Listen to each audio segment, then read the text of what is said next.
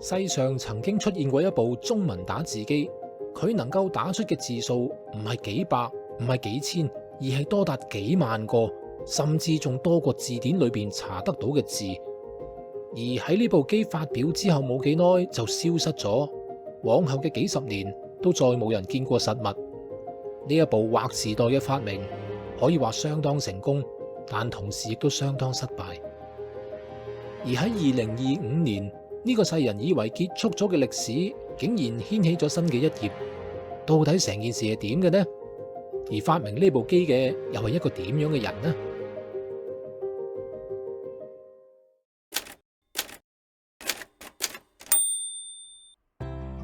年輕一代就算你未用過，應該都會知道乜嘢係打字機嘅，即係唔係呢種啊，唔係呢種打字機，呢種打字機。OK， 一般大眾嘅理解呢，打字機就係一種機械式嘅工具，即係用手指篤落唔同嘅掣度，就可以將文字打印落張紙上面咁啦。但係你又知唔知道，除咗英文打字機之外呢，其實仲有中文打字機嘅，而且你只要識寫個字呢，你就識得用噶啦。世界上最早打字機嘅雛形呢，早喺1957年已經出現噶啦，係由一位意大利嘅版畫家 Francesco Rampazzetto 為佢嘅一位失明朋友而發明嘅。當時部機一個名呢，就叫做 Scrittura tattile。意大利文我唔識讀啊，唔好意思。主要嘅功能呢，係將突出嚟嘅點，主要嘅功能呢，係喺張紙上面有啲突出嚟嘅點。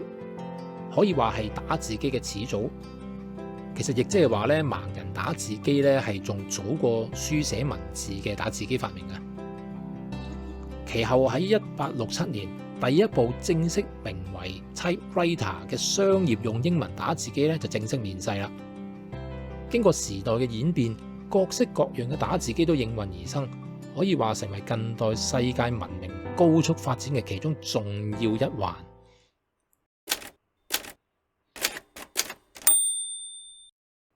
嗱，講完個 intro 啦，咁就講下究竟中文打字機有幾難呢？識中文嘅人應該都會諗到噶啦。最初發明中文打字機最大嘅困難之一就係漢字實在數量太多。嗱，喺1716年清代出版嘅《康熙字典》裏面收錄嘅中文字呢，就有47,035個。其後基於各種原因，不斷增加咗好多新字啊、異體字等等啦，令到中文字嘅數量越嚟越多嘅。如果計埋近代先出現嘅簡體字呢，而家已經超過10萬個中文字噶啦。咁當然啦，日常真係用到嘅字就唔會咁多嘅。有人統計過，已故作家倪匡佢嘅小說裏邊呢，常用字就唔會超過1500個嘅。而阿金庸常用嘅字呢，阿金庸？冇錯，係阿金庸。而金庸小說常用嘅字呢，就有大約4000個左右。亦即係話，作為一部可以足夠輸入各種類型文字內容嘅機器嚟講呢，你冇翻3、幾千個字真係唔夠用噶。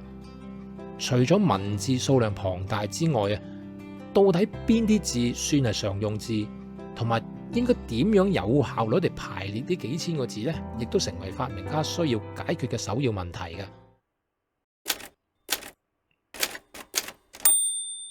最早有記錄嘅中文打字機係幾時呢？早喺19世紀末就已經有人開始嘗試發明中文打字機㗎喇。其中美國傳教士謝惠流喺1900年發明嘅中文打字機呢，就係目前有紀錄最早嘅一部。有個講法就話，其實謝惠流呢係揾另外一位當時嘅發明家 Carlos Hall 嚟製作嘅，但係由於呢部打字機呢冇實際生產，亦都冇申請專利，所以就冇辦法確定到底係邊一個發明。所以申請專利係好緊要噶。你睇下 Nikola Tesla 同埋愛迪生就知啦。呢部傳說中嘅打字機呢，並冇實物或者相片傳流落嚟噶，只能夠由當時喺美國嘅科學人雜誌裏邊一篇報道見到呢款打字機嘅圖片參考，即係而家圖中見到呢個啦。實際操作嘅效果呢，已經好難考證噶啦。喺嗰一期雜誌嘅其他版面裏邊呢，大家亦都睇到其他廣告圖片，從而了解當時打字機嘅技術發展到邊度嘅。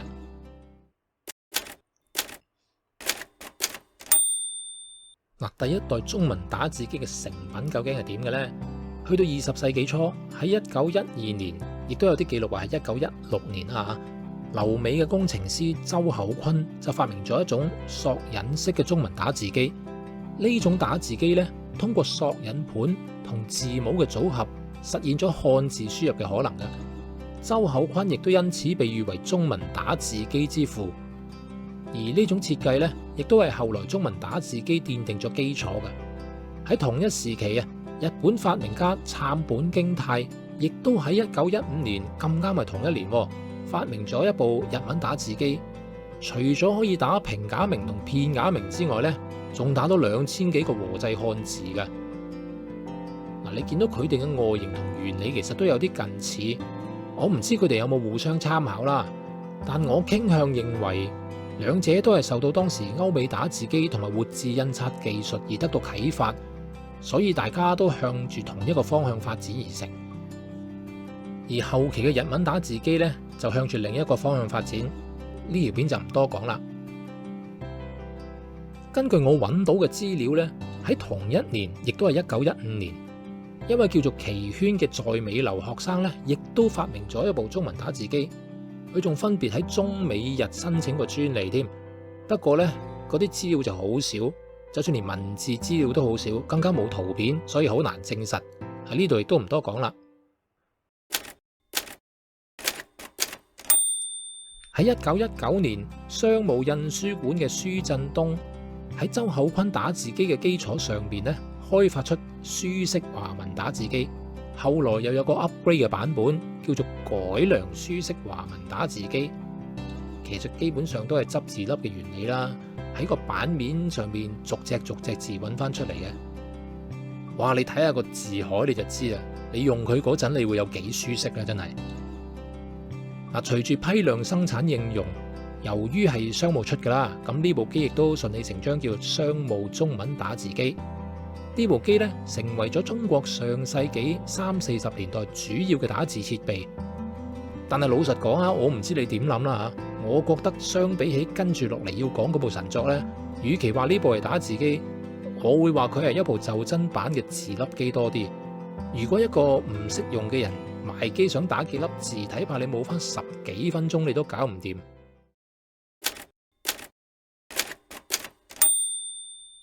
時間去到1947年，世界進入咗電氣時代。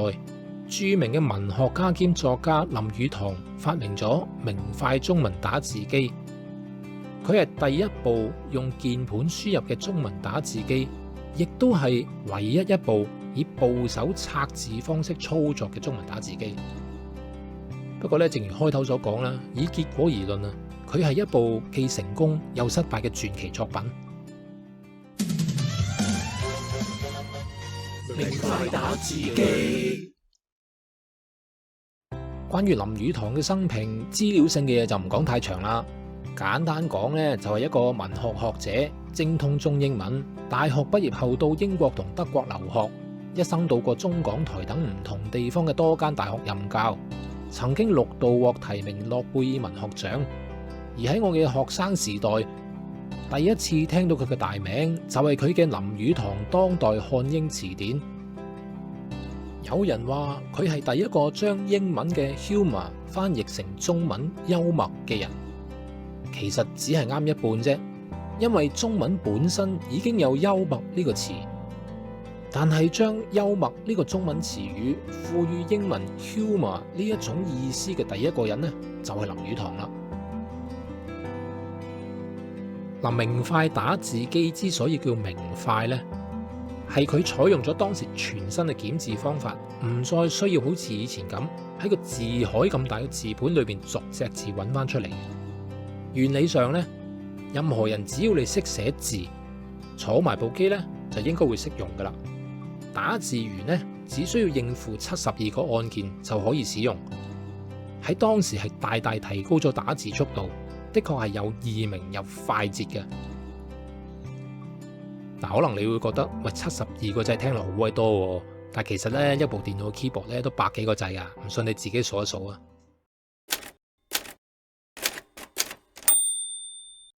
呢部機到底點勁法呢？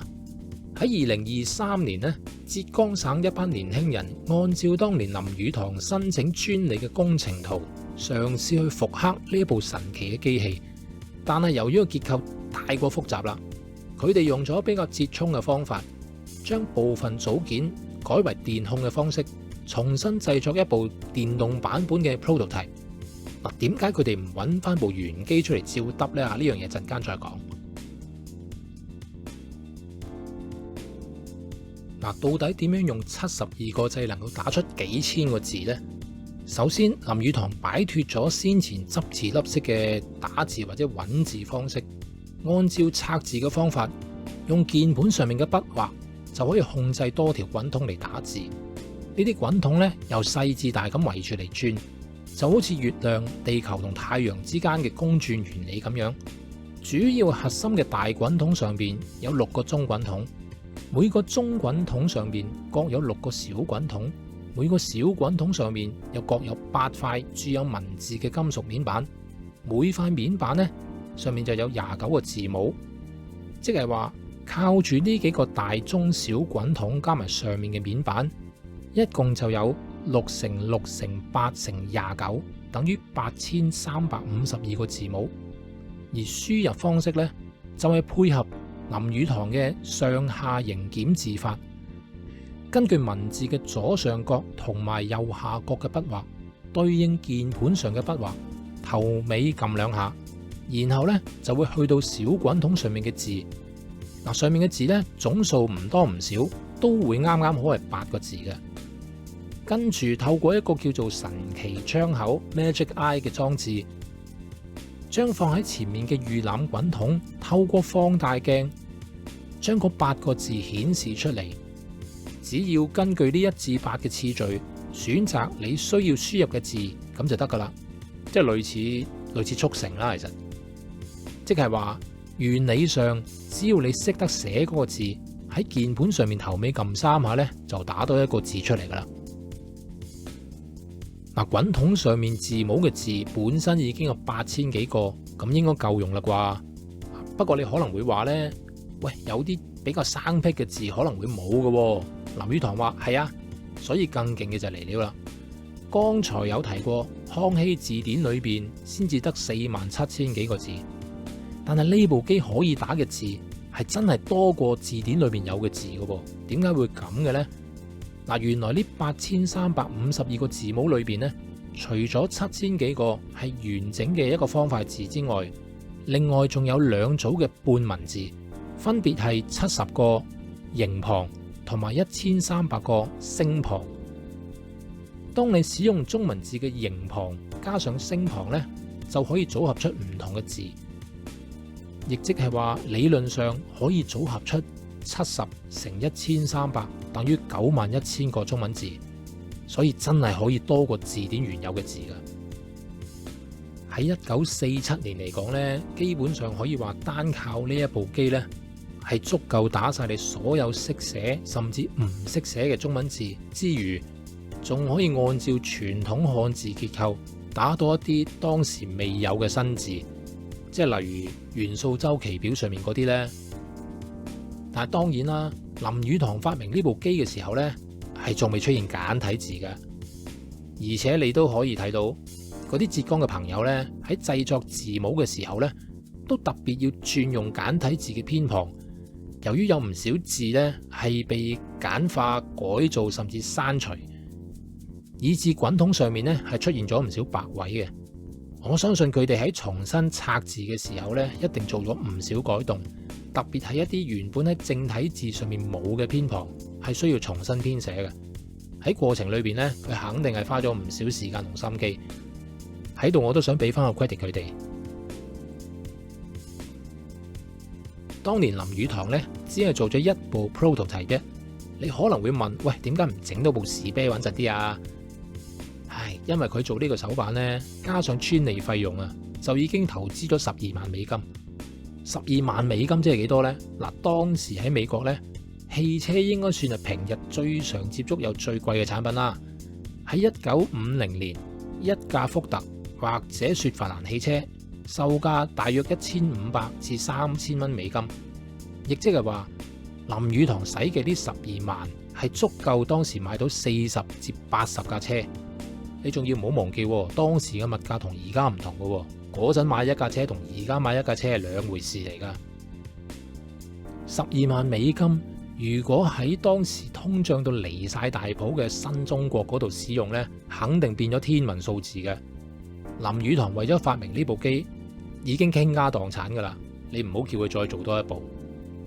再加上種種原因呢，即使明快打字機大獲好評，亦都成功喺美國申請專利，可惜最後都係冇辦法投入量產。佢本人亦都真係因為呢個發明而破咗產嘅。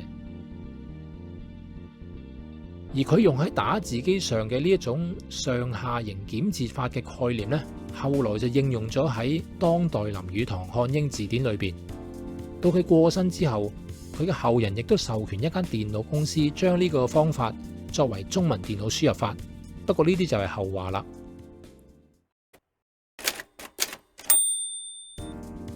明快打字機呢，作為一個解決問題嘅發明，絕對係非常成功嘅。而作為一件商業上嘅產品呢，佢嘅下場就相當失敗啦。點解會有咁嘅結果嘅呢？林語堂嘅明快打字機喺1947年面世，喺1952年成功獲得美國專利，頭尾整整搞咗6年。呢部機真係生不逢時，因為喺呢6年裏邊呢，世界發生咗一件大事。人民共和國，中央人民政府，今天等你啦！其實早喺清朝末年呢，就已經有人提出漢字拉丁化嘅運動，簡單啲講就係廢咗中文字咯。而當中一啲支持嘅人物呢，係你未必估到㗎。包括共產黨人陳獨秀、革命家兼教育家兼中華民國大學院第一任院長蔡元培，甚至係成日都見到佢講一啲佢冇講過嘅嘢嘅魯迅等人，都係其中之一。佢哋對漢字可謂極力反對，甚至去到鞭撻嘅地步㗎。而去到1941年，毛澤東更加喺《先灣之胞》裏邊提到呢一個漢字拉丁化嘅運動要切實推行，越廣越好。喺呢段時期裏面啊，就連傳統中文字本身都面對住被廢除嘅危機。咁你話一部中文打字機入邊會有運行啊？美國史丹福大學教授麥呂寧 Thomas Sean Mullany 喺佢嘅著作《中文打字機：機械書寫時代的漢字輸入進化史》呢本書裏邊提到，佢分析1947年正值中國內戰，生產商對於中國陷入共產黨統治係相當悲觀嘅。除咗唔肯定專利權能唔能夠得到保障之外呢，當時共產中國正係致力推行頭先講嘅中文字羅馬字母化。即使中華人民共和國成立之後啊，政府曾經表示對明快打字機有一定嘅興趣，但係始終都冇投入生產嘅。加上後來就出現咗簡體字，如果要適用於呢種新嘅文字呢，可能又要重新調整輸入筆畫同埋模具。你要知道當時50、60年代冇電腦㗎，呢個係一個好龐大嘅工程嚟㗎。林語堂整一部 prototype 已經搞到破產，即使有能力啊，都未必有心力再做多次啦。接住落嚟又輪到韓戰爆發，中美嘅關係係點都唔使講啦。俾着你係美國嘅生產商啊，你都唔敢喺呢一紮複雜情況之下抌一大嚿錢去投資呢部可能會冇人用嘅產品啦。另一方面呢，美國嘅 IBM 公司同樣喺1947年，即係明快打字機發表嘅同一年，推出咗另一部產品電話打字機。呢部機同樣打到中文字，機械結構咧就冇明快咁複雜，使用嘅方法咧簡單粗暴直接，就係將所有中文字轉晒做編號。你要打邊個字咧，就入4個 number， 即係類似而家香港身份證上面嘅中文電話一樣。相比之下咧，即使將來要投資中文打字機，可能都會朝住呢個方向發展，會比較穩陣。至少到時你改模都冇咁煩啦。基於以上嘅客觀環境同埋其他種種因素，令到世界上只係得唯一一部明快打字機。去到60年代咧，呢部機更加係下落不明嘅。有個講法係美國嗰邊公司有一個員工將呢部機當成雜物咁樣處理咗，最後不知所蹤。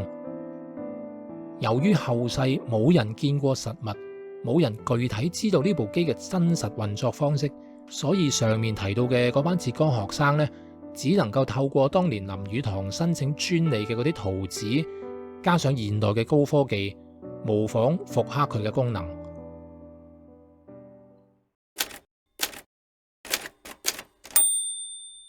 但係出乎意料，好巧合地，時間去到2025年嘅1月24日，一位叫 Nelson Felix 嘅美國人喺 Facebook 貼文，佢話喺佢老婆個阿爺嗰間屋嘅地庫嗰度呢，揾到一部機。當佢貼翻呢張相出嚟嘅時候呢，有人就話：咦，呢一部咪係當年失蹤嘅明快打字機？呢個消息即時引起各界關注。特別係有好多人希望位於台北嘅林語堂故居可以籌得經費，將呢一部一代神器回購，甚至可以將呢部機嘅操作重現世人眼前。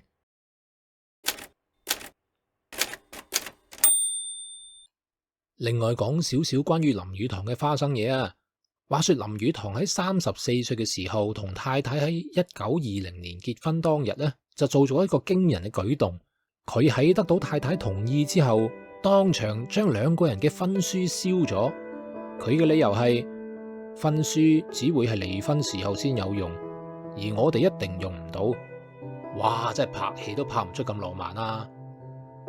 所謂才子風流，好多時嗰啲作家都會有好多情史，但係佢哋呢一段婚姻一起走過57年，直到佢過身都只係鍾情於自己嘅老婆。係當時少數冇任何花邊新聞嘅作家。位於台北嘅林語堂故居，係佢喺1966年親自設計建成嘅小別墅，裏邊展示咗一套同樣係佢設計嘅餐台座椅，其中每張椅背上面呢都刻有一個小篆嘅鳳字。呢個鳳字就係取自佢太太個名廖翠鳳。對於婚姻嘅睇法，佢講過一句幾有意思嘅說話：我們現代人的毛病是把愛情當飯吃，把婚姻當點心吃，用愛情的方式過婚姻，沒有不失敗的。當我知道佢設計過一部咁複雜嘅機器，了解過佢對文字結構嘅掌握同拆解方式，再睇埋佢嘅生平軼事，無論係作為一個學者、一個作家、一個發明家，甚至係一位丈夫，我都對林語堂先生嘅研究精神同道德情操非常感動。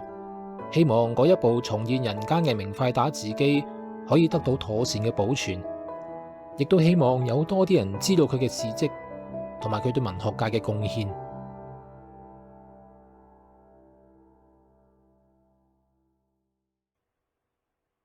其實我最初呢，只係為咗興趣想整一段10零分鐘嘅片，講下一啲關於產品嘅趣事，冇諗過揾下啲資料越揾越多，結果就錄咗20幾分鐘，成半個鐘咁滯呢條片。如果你對呢條片呢有任何補充指正或者有任何意見嘅，都希望喺留言區話俾我知。如果覺得呢條片做得還可以嘅話呢，請你俾個 like 同埋 share 俾有興趣嘅朋友，或者可以加入訂閱嘅。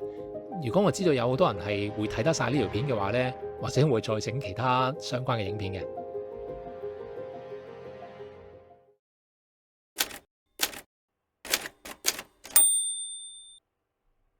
之後再揾到一啲資料去補充一下。喺呢段片中間嗰陣提過一個叫奇圈嘅在美留學生啦。根據美國國家檔案館嘅資料呢，喺1915年啊， New York Times 亦都有一篇文字報導係提到佢嘅，裏邊講咧佢本人首次用佢嗰部打字機打咗一封100字嘅信，只係用咗2個鐘頭，只係用咗2個鐘頭啦嚇，即係睇一場戲嘅時間咧就足夠你打一封100字嘅信噶啦。